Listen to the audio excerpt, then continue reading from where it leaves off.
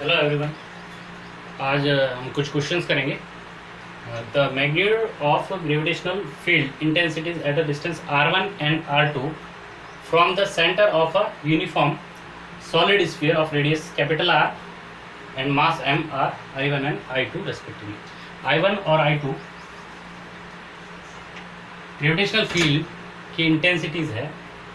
Gravitational field की intensity है r1 और r2 डिस्टेंस पे सेंटर से किसके, एक यूनिफॉर्म सॉलिड स्फीयर है जिसकी रेडियस r है और m मास है। तो बताना है I1 और I2 का रेशियो जब r1 ग्रेटर देन r और r2 भी ग्रेटर देन r हो।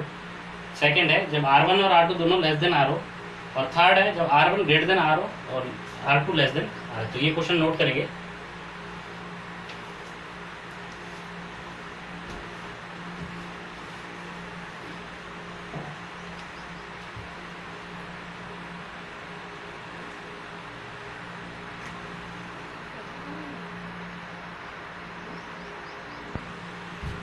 तो पहला केस है जब r1 और r2 दोनों r से ज़्यादा हो, रेडियस मतलब आउटसाइड स्फीयर, r2 भी r से ज़्यादा है। तो outside sphere electric field intensity को I से नोट किया, ग्रेविटेशनल फील्ड इंटेंसिटी वो होगा GM upon small r1 square divide by GM upon small r2 square. तो हमारे पास कितना होगा r2 square divide by r1 square. तो ये पार्ट हो गया। बी पार्ट है r1 और r2 दोनों लेस देन r। तो लेस देन r में इलेक्ट्रिक फील्ड या जो ग्रेविटेशनल फील्ड होता है GMR अपॉन r क्यूब होता है। तो हमारे पास I1 और I2 का ratio GMR1 by capital R cube divide by GMR2 divide by capital R cube. तो हमारे पास यहाँ से रेशियो आ जाएगा R1:R2।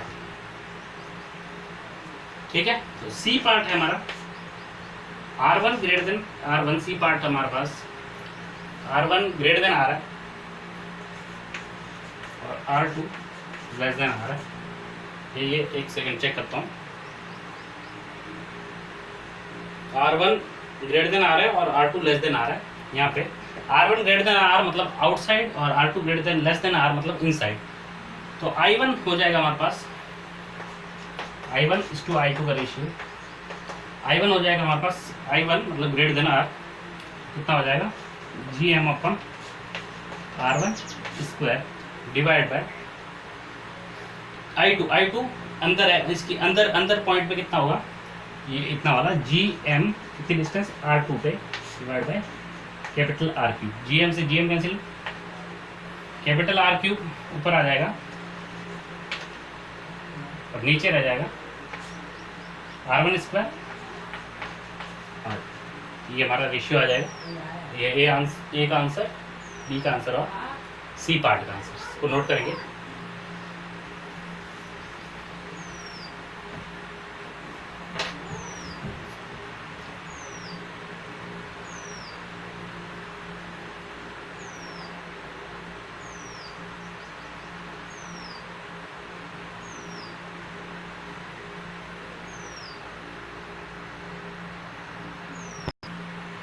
हमारा नेक्स्ट क्वेश्चन है circular ring of mass m and radius r is placed in yz plane with center at origin. Origin पे center है, yz plane में उसका वो रिंग को रखा गया है। A particle of small mass small m is released from rest से उसको रिलीज किया at a point x equal to r।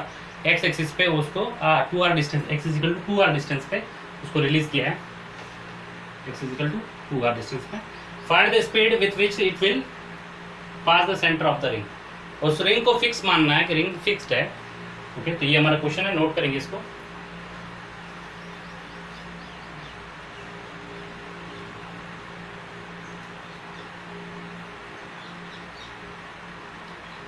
Okay, अब वो पार्टिकल है उसको 2r से हमने छोड़ा है। ये रिंग है, मान लीजिए ये yz प्लेन है में पड़ी है। ओके, ये yz प्लेन है और ये x है, x एक्सिस पे इसका सेंटर O है। और ये पॉइंट P है, यहाँ से इसको कितनी डिस्टेंस है, x equal to 2r distance पे उस पार्टिकल को छोड़ा गया है। तो वर्क डन किसने किया, ये यहाँ से यहाँ तक आएगा, O पॉइंट से, P पॉइंट से O पॉइंट तक। मान लो O पॉइंट पे स्पीड इसकी गेन कर लेता है V पॉइंट, वो स्पीड बतानी है।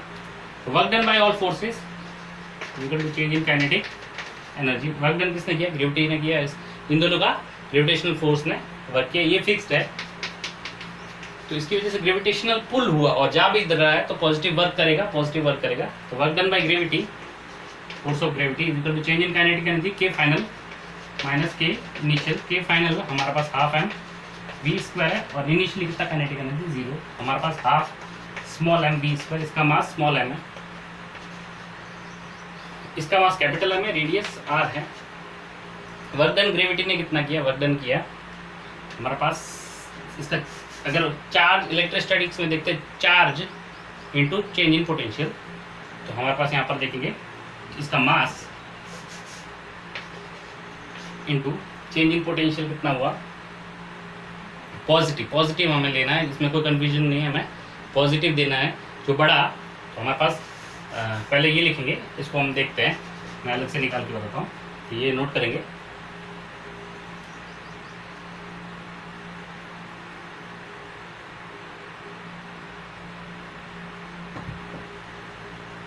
इसको नोट करने के बाद मैं यहाँ पर सॉल्यूशन करता हूँ। तो ये वर्क डन बाय ग्रेविटी निकालना है, तो mass into change in potential, P point पे कितना पोटेंशियल था Vp माइनस O पॉइंट पे कितना potential V equal to half m v square. यहाँ से m कैंसिल हो जाएगा तो V आ जाएगा, V square equal to 2 Vp minus V naught. Vp हमें निकालना है, P पॉइंट पे कितना पोटेंशियल है या इतने डिस्टेंस पे, तो टोटल डिस्टेंस हमारे पास कितनी हो गई, V नॉट निकालना है minus G capital M upon, अगर O पे होता तो कितना पोटेंशियल होता, कितनी डिस्टेंस है, R डिस्टेंस, ओके। और P पॉइंट पे कितना डिस्टेंस है, तो P पॉइंट पे ये डिस्टेंस निकालना है, ये R square plus x square, हमारे पास कितना होता है minus GM upon R square plus x square का स्क्वायर रूट। तो ये नोट करेंगे,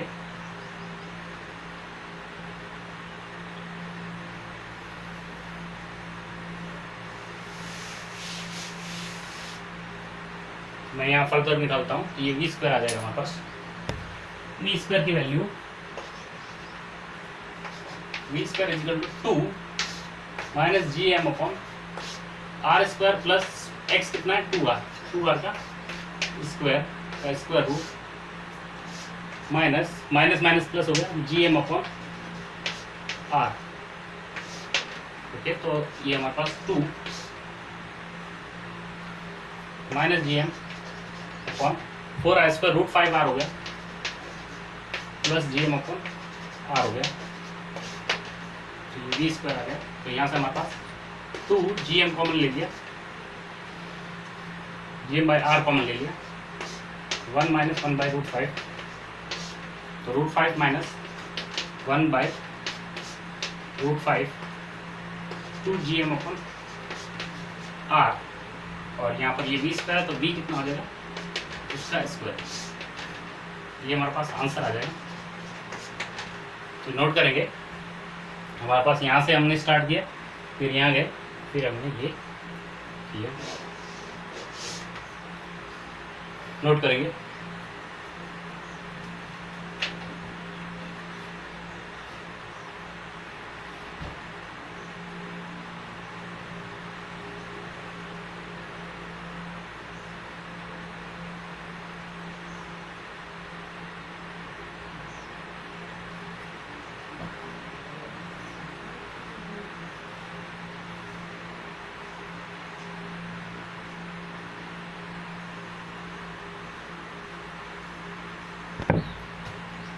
हमारा नेक्स्ट क्वेश्चन है, a small mass m is transferred from the center of a hollow sphere of mass capital M, hollow sphere है, उसके center से infinity तक लेके गए।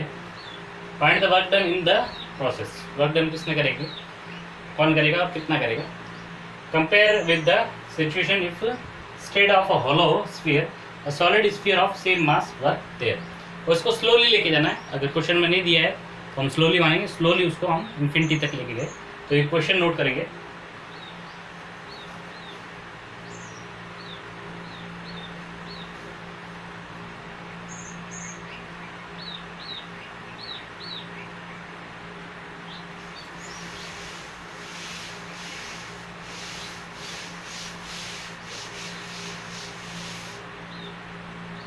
ओके, तो पहला केस है कि ये होलो था, होलो मास एम है, रेडियस आर है, और स्मॉल मास एम को इसके सेंटर ओ से इन्फिनिटी तक लेके जाना। तो हमें पता है कि ये दोनों अट्रैक्ट करेंगे, ग्रेविटेशनल जो ग्रेविटी ने वर्क किया वो नेगेटिव हुआ, उतना होता हमें इसको दूर लेके जाने के लिए, जैसे यहाँ पर है, इसको दूर लेके जाने, ग्रेविटेशनल फोर्स इधर लगेगा, हमको इसको दूर लेके जाने के लिए जैसे इसको फिक्स रखना है, इस पार्टिकल को यहाँ से अंदर से बाहर और बाहर से इन्फिनिटी तक लेके जाने के लिए कितना वर्क करना पड़ेगा। तो हमें पता है फाइनल, और ग्रेविटेशनल फील्ड कैसा है, पाथ पे डिपेंड नहीं करता, इनिशियल पॉइंट और फाइनल पॉइंट पे डिपेंड करता है। तो वर्क डन ग्रेविटी का होगा, वो वर्क डन एक्सटर्नल एजेंट के नेगेटिव होगा। तो हमें पता है एक्सटर्नल वर्क डन ग्रेविटी का नेगेटिव होगा और ये ऑटोमेटिकली पॉजिटिव हो जाएगा। तो एफ हम इस पे कैसे निकालेंगे, एफ एक्सटर्नल इधर लगाएंगे स्मॉल एम पे, ताकि ये दूर जाता रहेगा। तो हमें पास पता है वर्क डन एक्सटर्नल क्या कैसा होगा, पॉजिटिव होगा। तो वर्क डन बाई एक्सटर्नल निकालना है हमें। तो स्मॉल मास को लेके जा रहा है और कहाँ से कहाँ तक लेके जा रहा है, यहाँ से इन्फिनिटी तक लेके जा रहा है। तो V at infinity final point minus P at initial point O point. और ग्रेविटी का निकालना तो ये उल्टा हो जाता है, इनिशियल माइनस फाइनल होता है और इसमें फाइनल माइनस इनिशियल होता है। हमारे पास स्मॉल एम को लेके जाना है, वी इन्फिनिटी पे कितना, जीरो इनिशियली। यहाँ पर इसकी वजह से पोटेंशियल कितना है, इसकी वजह से पोटेंशियल सेंटर पे कितना होता है, minus G M upon, constant रहता है सेंटर पे, minus G M upon are.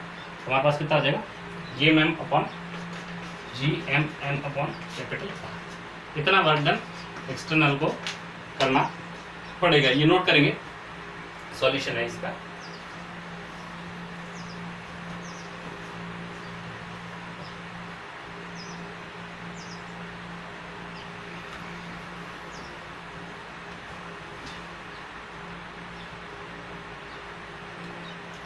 अब बोल रहा है अगर ये सॉलिड स्फीयर होता, ये होलो था तो होलो के केस में, अब सॉलिड के केस में हम बात करते हैं। अगर ये सॉलिड होता तो इसी तरह से करते हैं, पी इन्फिनिटी पे जीरो और सेंटर पे सॉलिड स्फीयर पे कितना होता है आप कैलकुलेट कर सकते हो। और इलेक्ट्रोस्टैटिक्स का रिजल्ट भी है 3/2 GM अपॉन आर। जो सेंटर होता है उसका 3/2 टाइम्स होता है V at center due to solid sphere minus 3/2। यहाँ क्या हो जाएगा, केवल इतना चेंजेस होगा, ये पिछले वाले का सॉल्यूशन और इस वाले का सॉल्यूशन। हमारे पास स्मॉल एम ये जीरो माइनस ये कितना होगा, minus 3/2 GM upon R. Center पे 3/2 टाइम्स होता है, ये हमारे पास आ जाएगा 3/2 GM अपॉन। तो उसका कितना, उसको कंपेयर करना, वर्क डन किस में ज़्यादा करना पड़ेगा, वर्क डन दूसरे केस में ज़्यादा करना पड़ेगा, 3/2 टाइम्स, 8 गुना ज़्यादा वर्क डन करना पड़ेगा। तो सॉल्यूशन लिखेंगे,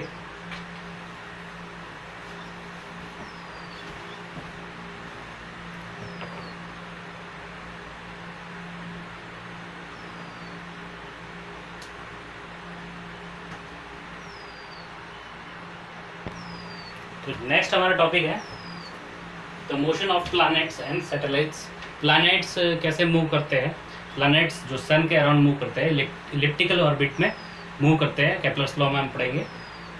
तो इलिप्टिकल ऑर्बिट में मूव करते हैं, पर्टिकुलर एक उनकी पर्टिकुलर कांस्टेंट टाइम पीरियड रहता है, एंगुलर वेलोसिटी रहती है जिसके साथ मूव करते हैं। और सैटेलाइट क्या करते हैं, सैटेलाइट हम अर्थ से छोड़ते हैं और एक पर्टिकुलर स्पीड से छोड़ते हैं, ताकि वो किस पर्टिकुलर ऑर्बिट में हमको सेट करना है, उस ऑर्बिट की एक पर्टिकुलर ऑर्बिटल स्पीड होती है, उससे अगर हमें वो दे दी जाए तो उस पर्टिकुलर स्पीड से उसके सन अर्थ या जो भी मून के अराउंड ये अपने पास उसके अराउंड घूमता रहे। जैसे अर्थ के बहुत सारे सैटेलाइट्स हैं, तो वो कौन से ऑर्बिट में अलग अलग स्पीड में, अलग अलग ऑर्बिट में, अलग अलग स्पीड में उनको छोड़ा जाता है ताकि एक पर्टिकुलर ऑर्बिट में वो घूमते रहे। तो मान लेते हैं जैसे ये कोई प्लैनेट है, कैपिटल एम मास है, कैपिटल एम मास है, रेडियस इसकी आर है, और इसके सेंटर से स्मॉल आर डिस्टेंस पे एक सैटेलाइट, या फिर हम कह सकते हैं ये सन है और ये सैटेलाइट है जिसका मास सन है, और ये प्लैनेट है, या फिर ये अर्थ है और ये सैटेलाइट है। आर रेडियस में ये घूम रहा है। तो इसको जो नेसेसरी ये सर्कुलर मोशन में घूम रहा है, तो सर्कुलर नेसेसरी सेंट्रीपिटल जो फोर्स है वो कौन प्रोवाइड कर रहा है? जो ग्रेविटेशनल पुल है इन दोनों के बीच का, वो इसको नेसेसरी सेंट्रीपिटल फोर्स प्रोवाइड कर रहा है। ये सॉलिड बॉडी है, सॉलिड स्फीयर है, और इसके बाहर GM upon small R square होता है। तो जीएम अपॉन स्मॉल जी, तो इसका जो फोर्स कितना लगेगा? फोर्स लगेगा gravitational GM M upon small R square, और वही सेंट्रीपिटल फोर्स प्रोवाइड करेगा एफ सेंट्रीपिटल। तो हम ये कह सकते हैं G M upon small R square. F centripetal होता है एम वी स्क्वायर। मान लिया इसकी स्पीड वी है, मान लिया वी स्पीड से ये जा रहा है, इसको हमने बोल दिया ऑर्बिटल स्पीड। तो V naught V square by कितने पे जा रहा है? R, M V square by R. R से आर कैंसिल हो गया, तो हमारे पास कितना आ जाएगा? एक आर से आर कैंसिल हो गया, एक एम से एम कट गया, तो वी नॉट आ जाएगा हमारे पास G M upon small R. ये पर्टिकुलर इतनी ऑर्बिटल स्पीड से ये इस ऑर्बिट में मूव करेगा। तो ये नोट करेंगे, ये ऑर्बिटल स्पीड होगी हमारे पास।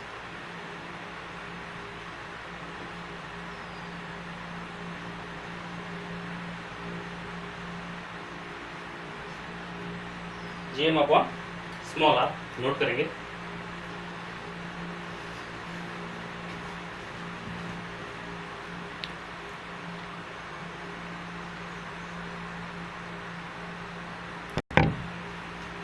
नोट करने के बाद अगर ये G M upon small R हो गया, V naught is equal capital G M upon small R. इसको हम इस तरह से लिख सकते हैं, ऊपर नीचे आर से मल्टीप्लाई कर दिया, तो ये हमारे पास हो गया G M upon small R square into R. ये किसी पर्टिकुलर सेंटर से आर डिस्टेंस पे स्मॉल जी की वैल्यू है, तो ये स्मॉल जी है टू आर। तो हम वी नॉट को हम ऐसे भी लिख सकते हैं, small G into R. R G कहाँ पर है? एच हाइट पे है, वहाँ की है। इसको हमने ऐसे भी लिख सकते हैं, जी एच हाइट पे है और इंटू आर। एच हाइट पे जी की value G M upon R plus H, या फिर इसको ऐसे ही रखेंगे। तो वी नॉट का एक फॉर्मूला ये हो गया, एक फॉर्मूला ये हो गया, इस तरह से याद रख सकता है। और अगर एच की टर्म में लिखना है तो G M upon small R, और एच की टर्म में लिखना है हमें G M upon R plus capital R plus H. H height पे है, तो स्मॉल आर क्या? सेंटर से डिस्टेंस है, सेंटर से डिस्टेंस। अगर सरफेस से हाइट एच है, तो ये सरफेस से हाइट एच है और ये आर है, तो ये स्मॉल आर एक्चुअली है क्या? स्मॉल आर है R plus H, R plus H. इस तरह से भी हम लिख सकते हैं। तो नोट करेंगे,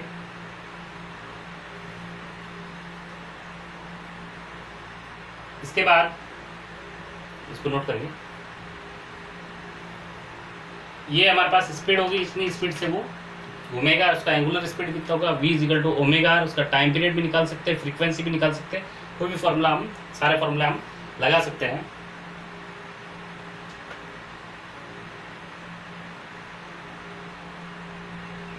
ओके, इसके एंगुलर स्पीड की बात करें,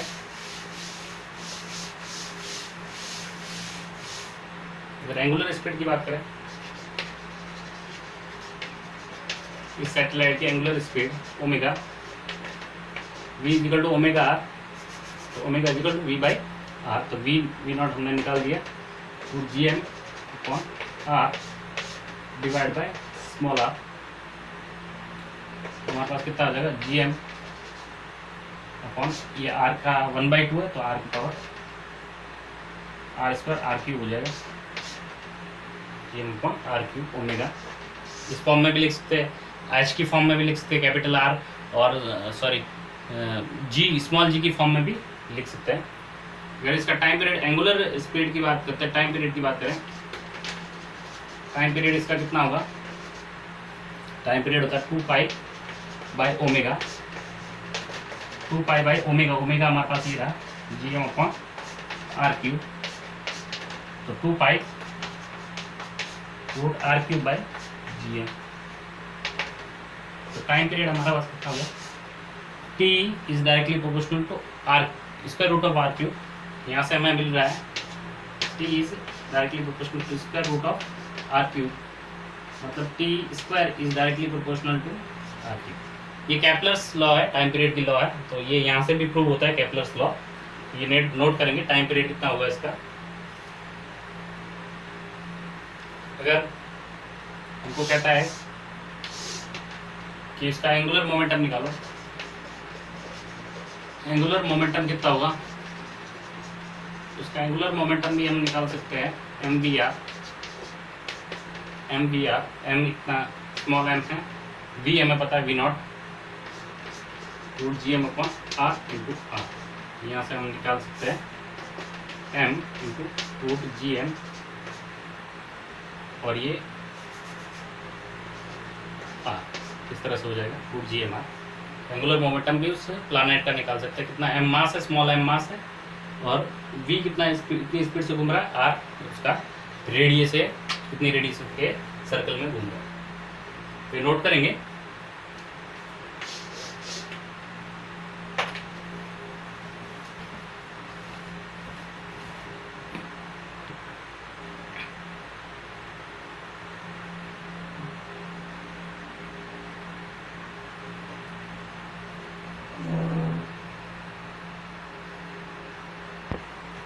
अब हम एनर्जी की बात करते हैं, एनर्जी कंसेंट्रेशन इन प्लानिटरी और सैटेलाइट मोशन।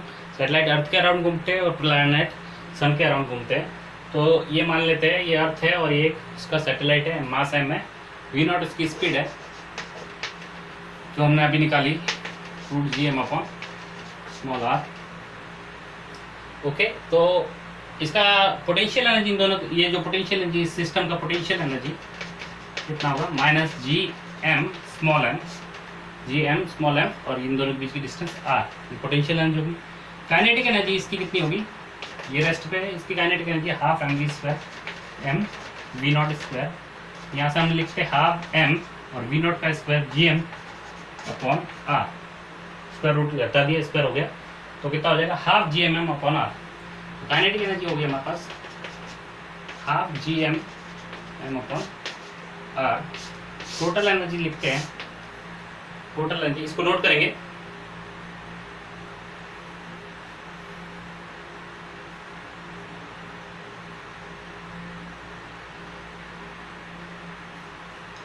तो जो टोटल एनर्जी होगी, total energy equal to potential energy plus kinetic energy. Potential energy minus G M M upon R, और ये प्लस का half G M M upon R, हमारे पास बच गया माइनस का 1 प्लस का हाफ, तो माइनस का हाफ बच गया minus G M M upon 2 R. ये टोटल एनर्जी हो गई हमारे पास उसकी, उस सिस्टम की टोटल एनर्जी हमारे पास ये रहेगा, तो इसको नोट करेंगे। हमारे पास काइनेटिक एनर्जी है, पोटेंशियल एनर्जी है और टोटल एनर्जी है। तो टोटल एनर्जी और काइनेटिक एनर्जी में केवल माइनस का फर्क है, पोटेंशियल एनर्जी माइनस में रहेगी और इसकी डबल रहेगी, इन दोनों की डबल रहेगी। तो ये याद भी रखेंगे, हम लिखते हैं इसको,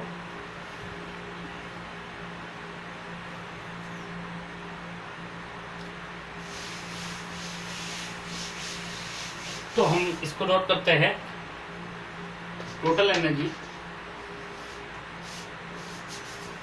is equal to negative of kinetic energy is equal to 2 times of potential energy.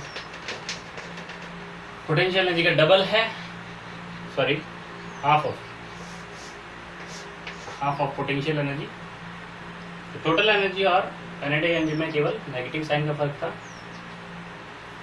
और पोटेंशियल एनर्जी का ये आधा है टोटल एनर्जी। तो ये नोट करेंगे।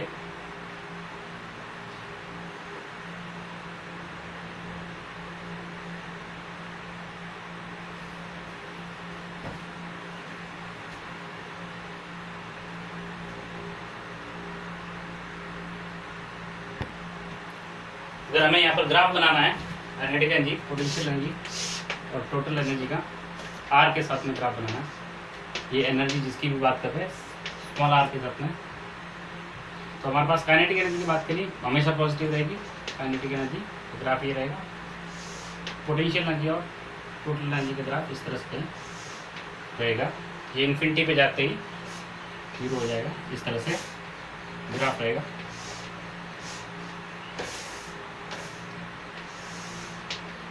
ठीक है, तो ये हम जानते हैं इस तरह से ग्राफ बनेगा।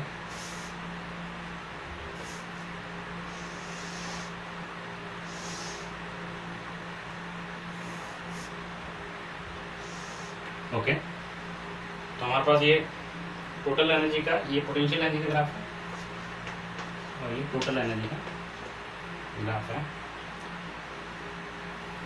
और ये काइनेटिक एनर्जी का ग्राफ है। टोटल एनर्जी जो है हमारे पास इस सिस्टम की नेगेटिव है। नेगेटिव का मतलब है कि ये सिस्टम बाउंड रहेगा, ये सिस्टम जैसे सन के अराउंड अर्थ घूम रही है तो ये bounded to rotate about the sun, circular orbit में रोटेट करने के लिए बाउंड रहेगा। जितना ज़्यादा नेगेटिव होगा उतना ज़्यादा सिस्टम स्टेबलाइज्ड होगा। तो जो टोटल एनर्जी हमारे पास नेगेटिव होनी चाहिए किसी पर्टिकुलर, अगर पॉजिटिव आ जाती है तो वो उसको स्केप कर जाएगा, उसमें रहेगा नहीं, उस ऑर्बिट में रहेगा नहीं। ये नोट करेंगे।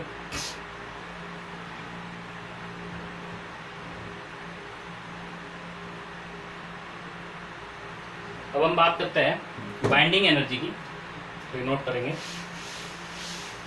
तो ये इतना याद रखेंगे ये वाला चीज़, और हमें एक चीज़ याद है ग्रेविटेशनल पोटेंशियल एनर्जी कितनी है, -GMM। इसमें हमें पोटेंशियल एनर्जी का पता है -GMM/r। पोटेंशियल एनर्जी की वैल्यू याद है, तो बाकी ये चीज़ याद रखेंगे। बाइंडिंग एनर्जी क्या होती है, बाइंडिंग एनर्जी,